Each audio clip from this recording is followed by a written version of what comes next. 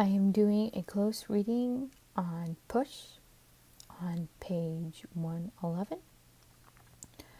Lay there, stare at the wall till wall is a movie. Wizard of Oz. I can make that one play anytime. My thesis on this statement is people who experience abuse may block out the actions and or memories involving the abuse in order to stay semi-sane. The overall theme of this sentence is that sometimes people who are abused, they block it out while it's occurring, and in this case Precious uses her imagination to try to block out the current abuse her father is doing to her.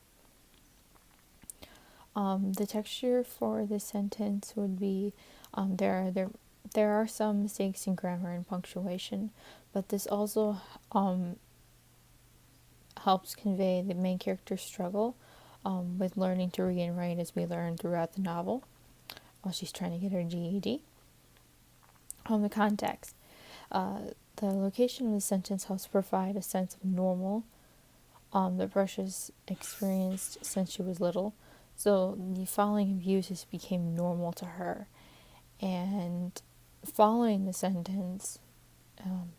following sentence, she elaborates that her body is, she is unable to control some of her reactions of her body.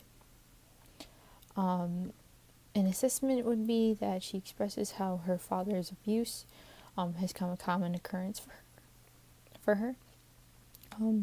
This particular sentence kind of has a serious tone, but it also explains what's going on inside her head briefly. Precious sort of personifies the wall and the film Wizard of Oz. And she repeats wall a couple times just as an emphasis of something that she looks at constantly, and Wizard of Oz is one of her favorite films. The style of this sentence is bad memories or bad occurrences versus fictional content.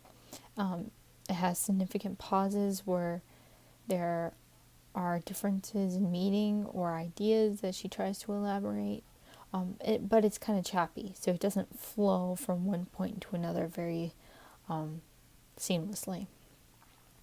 The structure of the sentence could be broken down into two sentences and written a little clearer. That's just my personal opinion. On the literal content of this particular sentence would be Precious, the who would be the Precious and her father. The what would be Precious's consciousness in body but not in mind. And whereas